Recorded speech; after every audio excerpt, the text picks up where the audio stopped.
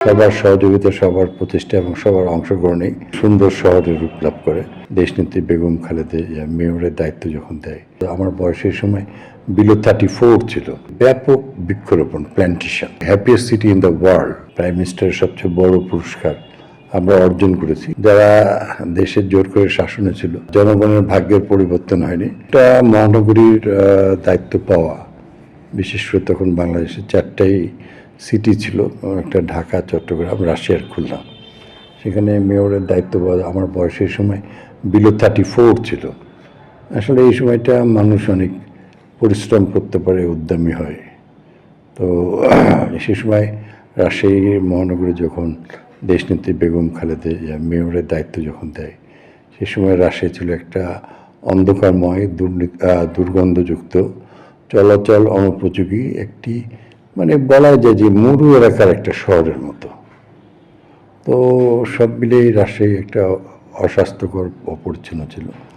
আস্তে আস্তে আমরা পরিকল্পনা করি, এবং এটা কোনো একক ব্যক্তির প্রচেষ্টা না, সবার সহযোগিতা, সবার প্রচেষ্টা এবং সবার অংশগ্রহণেই রাজশাহী খুব দ্রুত একটা সুন্দর শহরে রূপ লাভ করে। বিশেষ করে যে মরুময়তা কাটানোর জন্য রাজশাহী থেকে মাত্র 60 কিলোমিটার পশ্চিমে ভারতের যেটা 3 পাহাড়, যেটা মরুভূমি এলাকা, যেখান থেকে পাকুড় পাথর বলে, যে আমাদের দেশের রাস্তাঘাটের জন্য যে কালো পাথরগুলি, স্টোন, ব্ল্যাক স্টোন, এটা মাত্র 60 কিলোমিটার দূরে।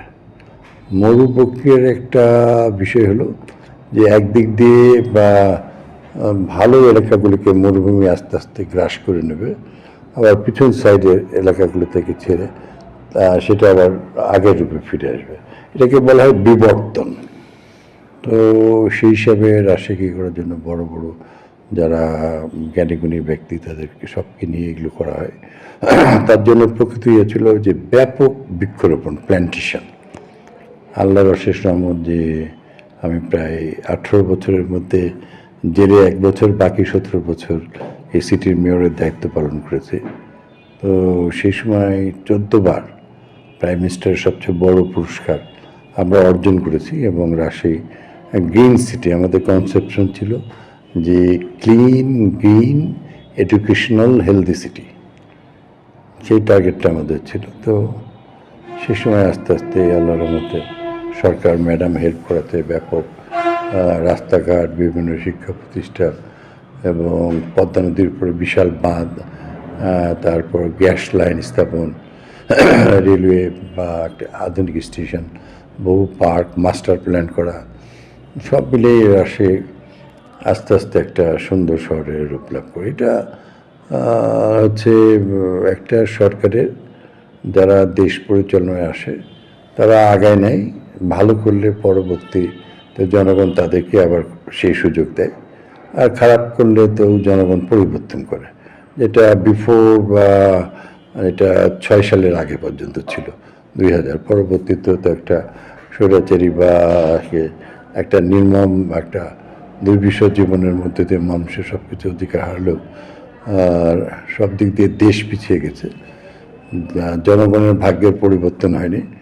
যারা দেশের জোর করে শাসনে ছিল, তাদের হচ্ছে ব্যাপক চুরি, বিদেশে অর্থ প্রেরণ, সব মিলেই সেই অবস্থাগুলি হারিয়েছে। তো রাজশাহী আমার ধারণা যে সব দিক দিয়ে এগিয়ে আসছে। এখন এই মুহূর্তে বাংলাদেশের একটা বেস্ট সিটি, আজ প্রায় 2000 সালের পর থেকে রাজশাহী বারবার করে আসছে। আমরা সর্বোচ্চ পুরস্কার পেয়েছি জাতিসংঘের দ্বারা, লন্ডন স্কুল অফ ইকোনমিক্স থেকে সার্ভে করে, the happiest city in the world, larger city, big city, small city, এই ক্যাটাগরিতে আমরা বিগ সিটিতে আমরা রাজশাহী পাই। Dhaka mega city, Kolkata mega city, এরা অনেক বড় ক্যাটাগরি, আমরা তারপরে।